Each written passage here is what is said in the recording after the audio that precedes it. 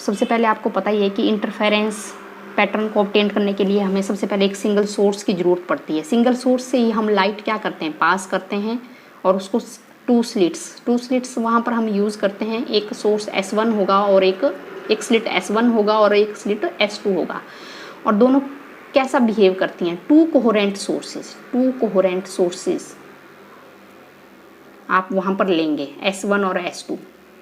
तो coherent sources वही होता है कि जो लाइट को एमिट करे, सेम वेवलेंथ और सेम फ्रीक्वेंसी वाली लाइट को एमिट करे।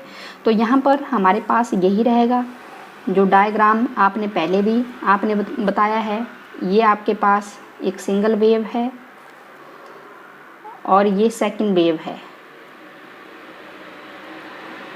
ये हमारे पास, तो ये एम्पलीट्यूड होगा फर्स्ट वेव का A, और सेकंड ये डॉटेड है इसका एम्पलीट्यूड ये होगा B। तो ये और B क्या है, एम्पलीट्यूड ऑफ द वेव्स, और फाई क्या होगा, फेज डिफरेंस होगा। ठीक है, फेज डिफरेंस होगा इन वेव्स के बीच में। तो ए क्या होगा, एम्पलीट्यूड होगा, ये हमें अब मालूम है। तो यहाँ पर हमने क्या लेना है, सोर्स S1 के केस में जो डिस्प्लेसमेंट होगा, डिस्प्लेसमेंट देखेंगे, ये जो डिस्प्लेसमेंट होगा, डिस्प्लेसमेंट को हम बाई 1 से रिप्रेजेंट करते हैं, डिस्प्लेसमेंट y1। ठीक है, और इसको जब हम इक्वेशन के फॉर्म में लिखेंगे, y1 is equal to a sine of omega t। और वैसे ही नेक्स्ट जो सोर्स होगा y2 होगा और a sine omega t plus phi क्या होगा, फेज डिफरेंस। यहाँ पर b, a और b क्या हैं, a एंड b ये एम्पलीट्यूड हैं, b द एम्पलीट्यूड। तो ये b, ये क्या है, एम्पलीट्यूड। लेकिन किस वेव के लिए, जो सेकंड वेव होगी उसका जो डिस्प्लेसमेंट को हम बाई 2 से हम रिप्रेजेंट कर रहे हैं। बाई 1 क्या है, फर्स्ट वेव के लिए डिस्प्लेसमेंट है, और बाई 2 क्या है, सेकंड वेव के लिए डिस्प्लेसमेंट है। ए क्या है, फर्स्ट वेव का एम्पलीट्यूड है, बी क्या है, सेकंड वेव का एम्पलीट्यूड है, और फाई क्या है, फेज डिफरेंस है। ठीक है, तो ये टू वेव्स हैं, these are emitted by the two sources S1 and S2 are represented by. तो इससे हमने रिप्रेजेंट करेंगे। अब according to principle of superposition, according to principle of superposition जो प्रिंसिपल होगा उस केस में हमारे पास क्या होगा, ये आ जाएगा आपके पास y 1 plus y 2। According to principle of superposition में हमारे पास सुपरपोजिशन जब भी हम शो करेंगे तो उस केस में जो रिजल्टेंट जो वेव होगी, जब crust of one wave fall on the crust of other wave हम बोलते हैं, तो उस केस में जो सुपरपोजिशन जो प्रिंसिपल हो रहा है, कंस्ट्रक्टिव टाइप का सुपरपोजिशन हम यहाँ शो कर रहे हैं, तो उस केस में जो रिजल्टेंट वेव आएगी उसको मैं कैपिटल बाई से रिप्रेजेंट कर रही हूँ। तो मैं जो फर्स्ट वेव है, जो डिस्प्लेसमेंट को हमने बाई 1 से रिप्रेजेंट किया था, इसको मैं a साइन ओमेगा t लिख रही हूँ, और बाई 2 इसको b sine of omega t plus phi. तो ये हम लिख सकते हैं, Y is equal to a sine omega t plus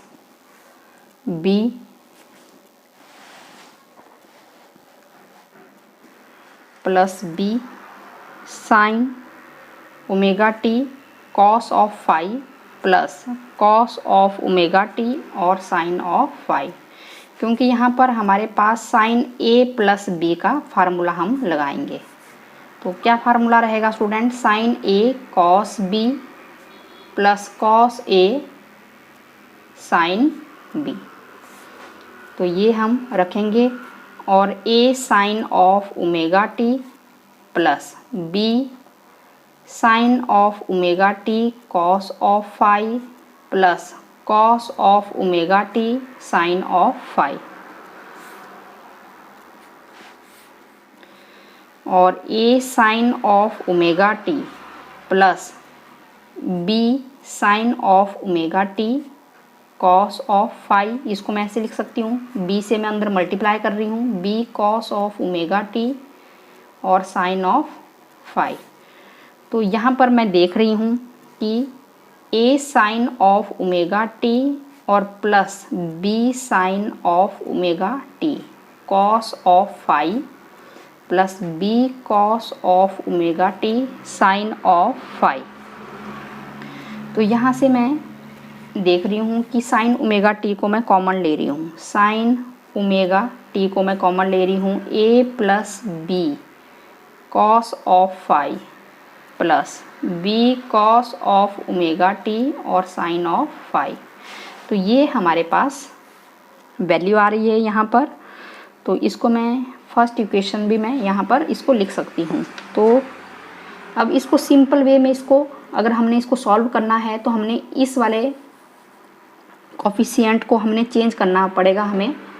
put A plus B cos of phi, इसको मैं आर कॉस ऑफ थीटा से मैं रिप्लेस, और नेक्स्ट है बी साइन ऑफ फाई, इसको भी हम आर से ही आर साइन ऑफ थीटा।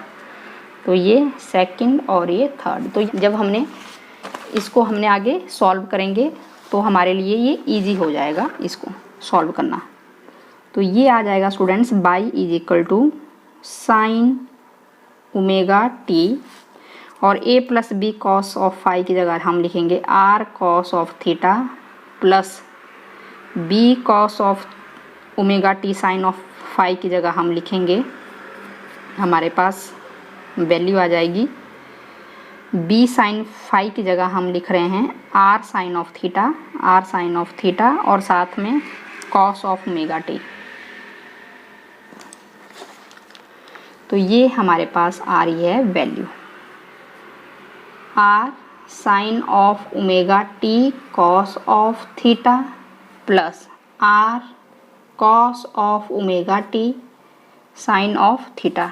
तो यहाँ से मैं इसको आर को भी मैं कॉमन ले रही हूँ बाहर, और ये sign omega T cos of theta और कॉस ऑफ ओमेगा टी और साइन ऑफ थीटा, ये हमारे पास वैल्यू आ रही है।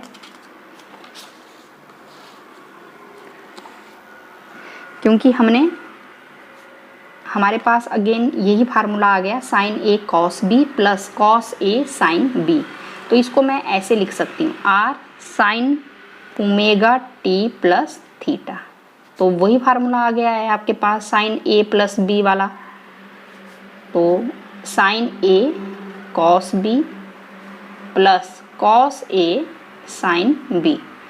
तो इसको हमने इस फॉर्म में लिख दिया, बिल्कुल सिंपल हमने इसको बना दिया।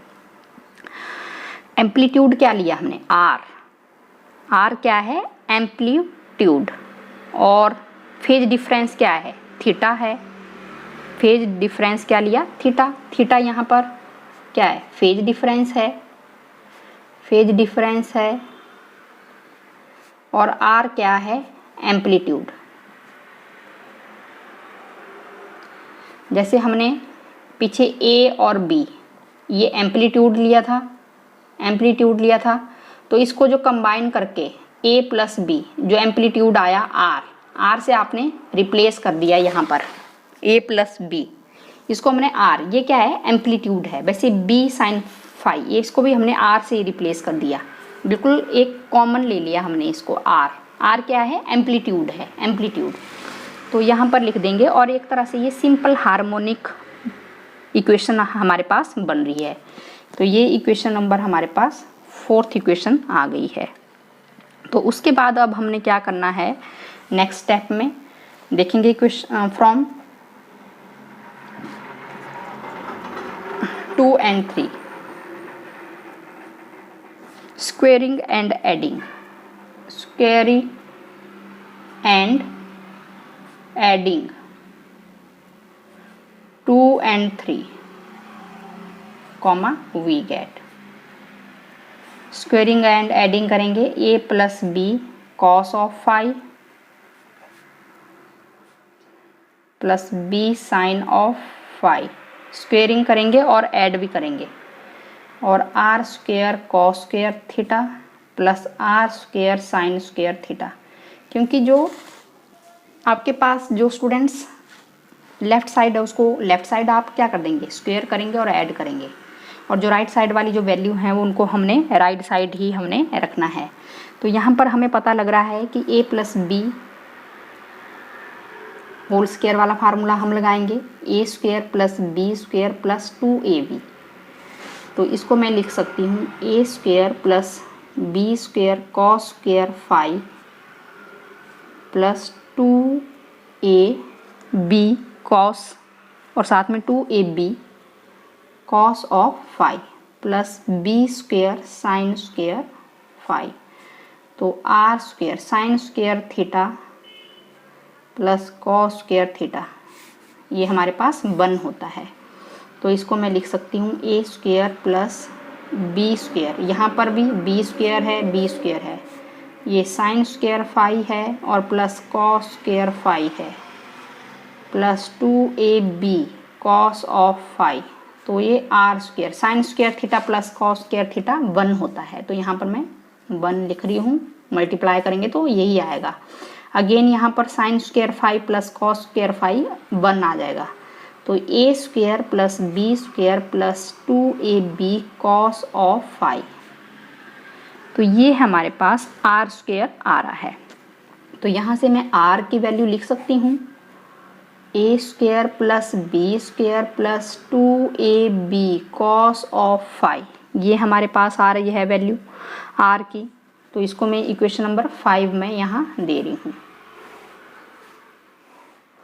और उसके बाद हमने स्टूडेंट्स, अब आपको मैंने पहले भी बताया था कि इंटेंसिटी की वैल्यू क्या होती है, intensity of this wave R. ये जो आपने लिया है ना इंटेंसिटी, मैं आर लिख रही हूँ यहाँ पर। तो इंटेंसिटी की वैल्यू होती है directly proportional to square of amplitude. ये आर क्या था यहाँ पर, ये एम्पलीट्यूड है, ये आर क्या है, एम्पलीट्यूड। क्योंकि मैंने आपको यहीं पर बताया था कि आर हमने एम्पलीट्यूड लिया है और इंटेंसिटी क्या होता है, square of amplitude, directly proportional to इसका स्क्वायर करेंगे हम। तो इंटेंसिटी ऑफ आर वेव, जो रिजल्टेंट जो वेव होगी उसकी वैल्यू के आर स्क्वायर। के क्या है, डायरेक्टली प्रोपोर्शनलिटी को हटा दो तो उसके बाद के आ जाएगा और आर स्क्वायर की जगह ये हमारे पास अंडरूट ए स्क्वायर आ जाएगा प्लस बी स्क्वायर आ जाएगा plus 2ab cos of phi आ जाएगा और ये स्क्वायर से ये कैंसिल हो जाएगा। और जो इंटेंसिटी की जो वैल्यू आएगी वो ये आ जाएगी k A square plus B square plus 2ab cos of phi. ये हमारे पास इंटेंसिटी की वैल्यू आ गई है, रिजल्टेंट इंटेंसिटी की स्क्वायर ऑफ एम्पलीट्यूड। क्योंकि स्क्वायर से आप ये कैंसिल हो जाएगा तो ये इक्वेशन नंबर 6 हमारे पास आ रही है। तो यहाँ तक हमें पता लग रहा है कि बिल्कुल इजी टॉपिक है। अगर हम इसको अच्छे से इसको प्रैक्टिस करेंगे तो ये हमें ज़रूर ये समझ में आ जाएगा। तो यहाँ तक हमने ये कर दिया, वैल्यू इंटेंसिटी हमने निकाल दी। अब हम क्या कर सकते हैं स्टूडेंट्स, अब इसी इंटेंसिटी को हम इंडिविजुअल वेव की फॉर्म में भी हम लिख सकते हैं। अब देखो हमारे पास रिजल्टेंट इंटेंसिटी क्या वैल्यू आई है, मेरे पास ये आई है resultant intensity wave I r is equal to k लिया हमने और a square plus B square plus 2ab cos of phi. तो ये हमें पता है। अब हम क्या निकाल सकते हैं, again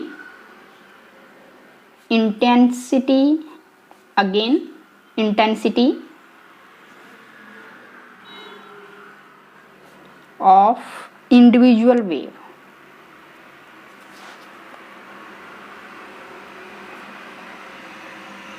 can be written as, तो इंटेंसिटी ऑफ इंडिविजुअल वेव हम निकाल सकते हैं। क्योंकि ये हमारे पास एक वेव है, इसका एम्पलीट्यूड क्या था, मैंने ए लिया था एम्पलीट्यूड, तो इंटेंसिटी हम इसकी भी निकाल सकते हैं, सिंगल वेव।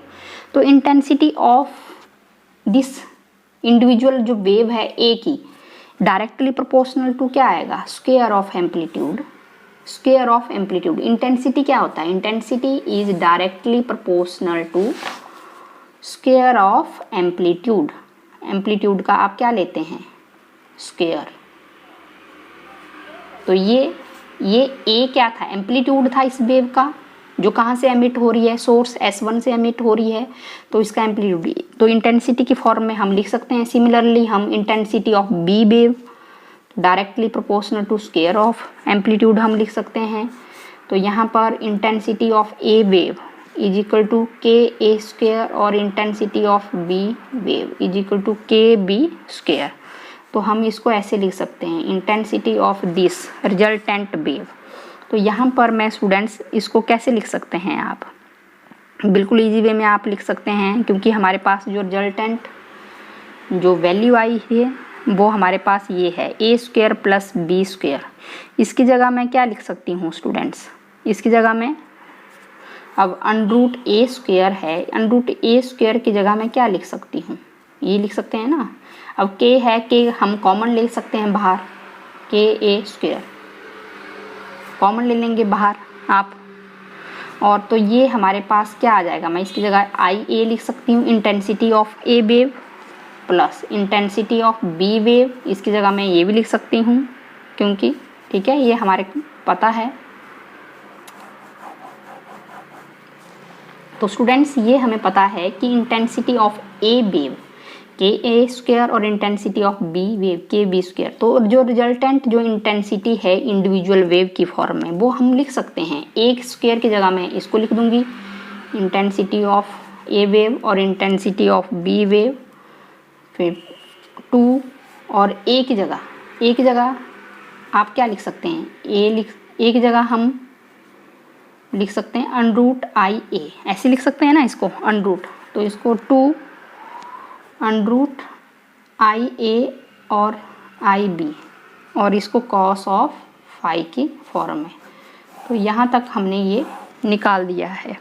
तो इसका मतलब यही हुआ कि जो रिजल्टेंट वेव की जो रिजल्टेंट जो इंटेंसिटी हमारे पास निकल रही है ड्यू टू इंटरफेरेंस, क्योंकि जो रिजल्टेंट जो इंटेंसिटी जो हमें मिल रही है due to interference is not simple sum of due to individual wave. ऐसा नहीं है कि यही जो सम है उसकी वजह से ये आ रही है। जो इंडिविजुअल वेव की जो इंटेंसिटी है, अगर हम उसका सम करते हैं, सिर्फ यही कॉफिशिएंट नहीं आ रहा है, साथ में दूसरा एक एडिशनल फैक्टर भी आ रहा है। वो एडिशनल फैक्टर कौन सा है students, 2 under root I A I B cos of phi. तो इसकी वजह से भी रिजल्टेंट इंटेंसिटी आ रही है। तो इस जो दूसरा जो एडिशनल जो फैक्टर है 2 under root I A I B cos of phi, इसी को हम बोलेंगे इंटरफेरेंस फैक्टर, इंटरफेरेंस फैक्टर। तो यहाँ तक ये हमें क्लियर हो गया है। अब हमने स्टूडेंट्स सबसे पहले कंडीशन हमने फाइंड आउट करनी है कंस्ट्रक्टिव के लिए। First one, constructive interference.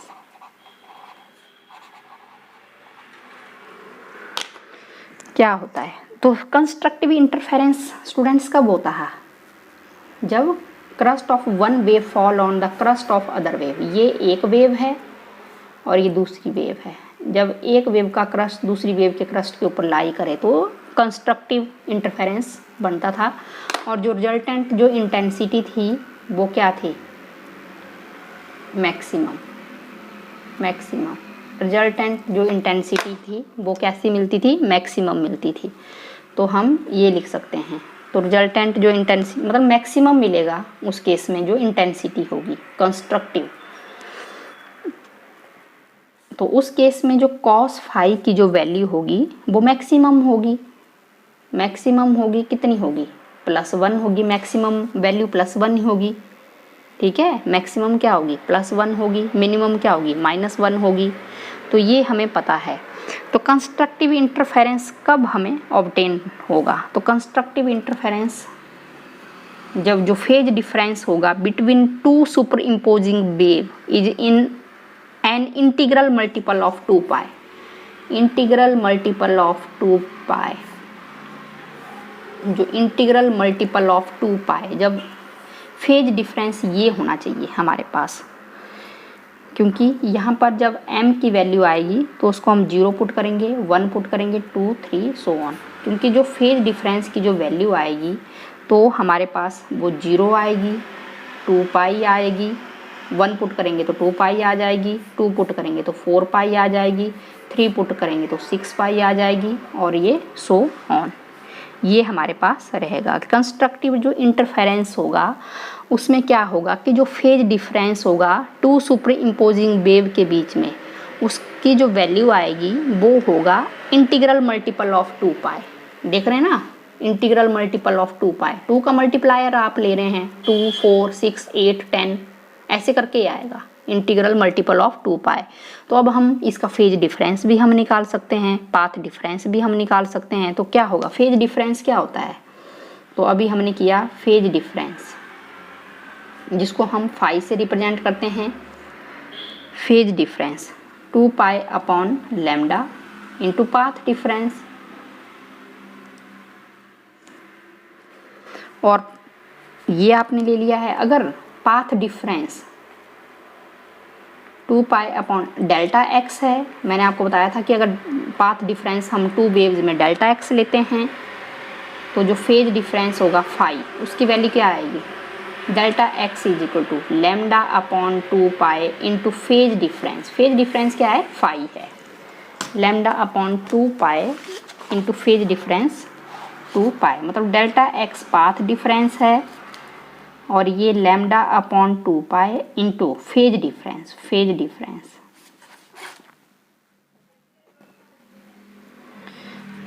तो path difference between 2 waves lambda upon 2 pi multiply phase difference phi, phi की जगह हम वैल्यू 2 पाई एम, क्योंकि यही होगा कंस्ट्रक्टिव इंटरफेरेंस कब होगा, जब phase difference between 2 super impose wave क्या होगा, इंटीग्रल मल्टीपल ऑफ 2 पाई, 2 पाई का मल्टीप्लायर होना चाहिए, integral multiple of 2 pi between 2 super imposing waves. तो 2 पाई से 2 पाई हम कैंसिल कर रहे हैं तो m लैम्डा, तो जो पाथ जो डिफरेंस की वैल्यू आ रही है वो m लैम्डा आ रही है, m लैम्डा। तो m की वैल्यू 0, 1, 2, 3 सो ऑन। तो इंटेंसिटी सिर्फ उन्हीं ही पॉइंट्स पर मैक्सिमम होगी स्क्रीन पर जहां path difference between 2 interfering wave is integral multiple of wave length, integral multiple of wave length. तो इस तरह के पॉइंट्स को ही हम क्या बोल सकते हैं, कंस्ट्रक्टिव इंटरफेरेंस कह सकते हैं। और इंटरफेरेंस कैसा बनेगा, maximum. Intensity will be maximum at those points on screen where path difference between 2 waves is an integral multiple of wavelength, integral multiple of wavelength। तो पाथ डिफरेंस आप देख लो, 1 लैम्डा, 0 पुट करेंगे तो 0 आ जाएगा, 1 लैम्डा, 2 लैम्डा, 3 लैम्डा, 4 लैम्डा, ऐसे करके। तो ऐसे पॉइंट्स पर जो इंटेंसिटी होगी वो मैक्सिमम होगी, ठीक है। तो मैक्सिमम जब भी होगी intensity square of amplitude A square plus B square plus 2ab, और साथ में हमारे पास क्या था, cos of phi, cos of phi. तो कॉस फाई की वैल्यू क्या होनी चाहिए, 1 होनी चाहिए, तो इंटेंसिटी मैक्सिमम है, directly proportional to A square plus B square plus 2ab। तो इसको मैं ऐसे भी लिख सकती हूँ, a plus B whole square लिख सकते हैं हम। तो इसको हम ऐसे भी लिख सकते हैं कि इंटेंसिटी जब मैक्सिमम होगी, intensity maximum a plus B square.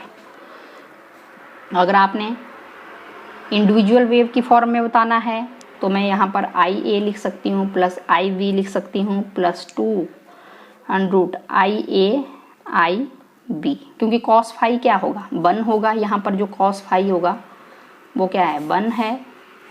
तो यहाँ पर इसको मैं ऐसे भी लिख सकती हूँ I मैक्सिमम, और इसको 100IA/IB ऐसे करके हम लिख सकते हैं स्क्वायर ऑफ एम्पलीट्यूड के फॉर्म में, ठीक है। तो ये हमारे पास आ जाएगा।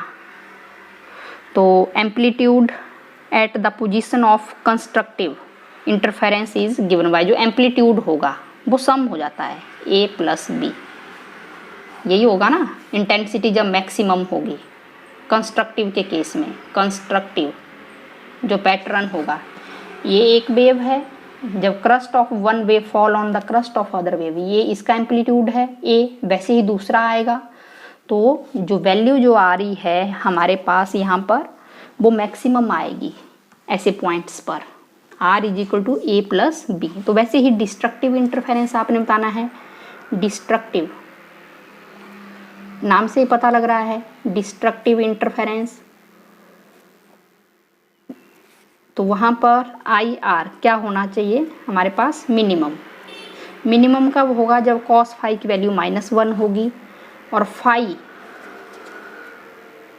पाई वैल्यू होगी तब -1 होगी। जब कॉस 0 हमें पता है 1 होता है और 1 वैल्यू क्या होती है, मैक्सिमम होती है। अब यहाँ पर आप देख रहे हैं ना कि 0 हमने क्यों लिया है, क्योंकि कॉस 0 की वैल्यू क्या होती है, 1 होती है और 1 जो वैल्यू होती है वो मैक्सिमम होती है। ठीक है, तो 1, तो वैसे ही आगे जो m की वैल्यू यहाँ पर मिनिमम है, तो मिनिमम कब होगी, पाई लेंगे आप। नेक्स्ट जब 3 पाई या 5 पाई, जो फेज जो डिफरेंस होगा between two interfering wave is an odd integral multiple of pi, odd integral of multiple pi, odd integral multiple of pi. तो यहाँ पर m की वैल्यू अगर मैं 0 पुट करूँ, 1 पुट करूँ, 2 पुट करूँ, सो ऑन। अगर मैं यहाँ पर देखो 5 की जगह मैं 0 पुट करूँ, 0 + 1/2 2 पाई, तो कितनी वैल्यू आ रही है, 1/2 × 2 पाई आ रही है, मतलब 1 पाई आ रही है। अगर मैं 1 पुट करूँ, 1 + m की जगह 1/2, तो हमारे पास 3/2 × 2 पाई, तो ये वैल्यू 3 पाई आएगी। नेक्स्ट 5 पाई आएगी और सो ऑन। तो ये हमने बताना है। तो वैसे ही हम पाथ डिफरेंस भी हम निकाल देंगे। तो पाथ डिफरेंस आपने लिख देना है, यही वैल्यू लिख देना है आगे। तो उस केस में जो इंटेंसिटी आएगी डिस्ट्रक्टिव के केस में स्टूडेंट्स, वो क्या आएगी, मिनिमम आएगी। जो पाथ डिफरेंस होगा बिटवीन टू इंटरफेरिंग वेव, यहाँ पर ऑड मल्टीपल होगा λ/2, ऑड मल्टीपल। अगर आप करना चाहते हैं तो उसको कर भी सकते हैं, मैं आगे कर लेती हूँ। ये आपके पास पाथ डिफरेंस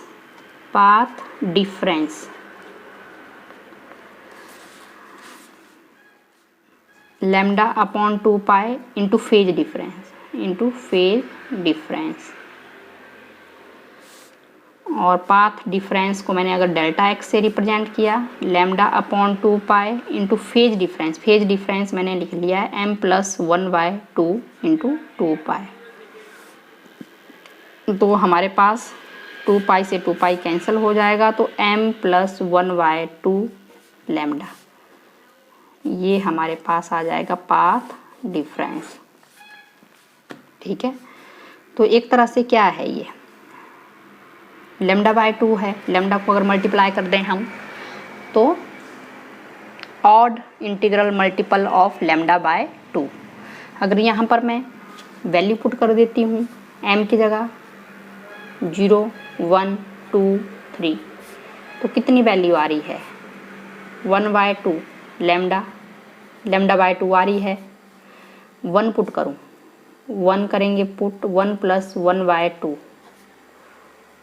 3/2 λ। नेक्स्ट कितनी आएगी, 5/2 λ। मतलब ऑड नंबर आ रहे हैं आपके पास, ऑड इंटीग्रल मल्टीपल ऑफ λ/2। तो डिस्ट्रक्टिव इंटरफेरेंस के केस में जो इंटेंसिटी होगी वो मिनिमम होगी, और ये हम लिख देंगे IA IB cos of phi. तो cos फाई की वैल्यू कितनी आएगी, -1 आएगी, तो intensity minimum IA + IB -2 √IA IB, आप लिख सकते हैं इसको। और इसको एज इट इज़ आपने under root I A minus under root I B ऐसे लिख देंगे, ठीक है। तो ये हमारे पास आ जाएगा। और एम्पलीट्यूड की जो वैल्यू होगी डिस्ट्रक्टिव इंटरफेरेंस के केस में वो कैसी होगी, मिनिमम होगी ए माइनस बी। डिस्ट्रक्टिव इंटरफेरेंस मैंने आपको पहले बता दिया था कि ये आपका डिस्ट्रक्टिव इंटरफेरेंस रहेगा। तो ये मिनिमम वैल्यू, तो मिनिमम आ रहा है ए माइनस बी, मतलब जो माइनस करके ही आएगा, जो इंटेंसिटी होगी वो क्या रहेगी, मिनिमम रहेगी डिस्ट्रक्टिव के केस में। यहाँ पर हम इवन और ऑड ले रहे हैं कि जब वेव्स कैसी हो रही हैं, सुपर इम्पोज हो रही हैं, तो उस केस में हम ले रहे हैं कि अगर सुपर इम्पोज कंस्ट्रक्टिव हो रहा है तो वहाँ पर जो फेज डिफरेंस आएगा वहाँ पर इंटीग्रल मल्टीपल ऑफ 2 पाई लेंगे आप। और जहाँ डिस्ट्रक्टिव जो इंटरफेरेंस हो रहा है वहाँ जो एम्पलीट्यूड आ रहा है रिजल्टेंट वेव का वो मिनिमम आ रहा है। और मिनिमम कब आएगा, मिनिमम के केस में आपने बता देना है कि ऑड जो फेज डिफरेंस होगा between 2 waves, odd integral multiple of pi, odd integral multiple of pi, odd number आएंगे आपके पास। Okay, thank you.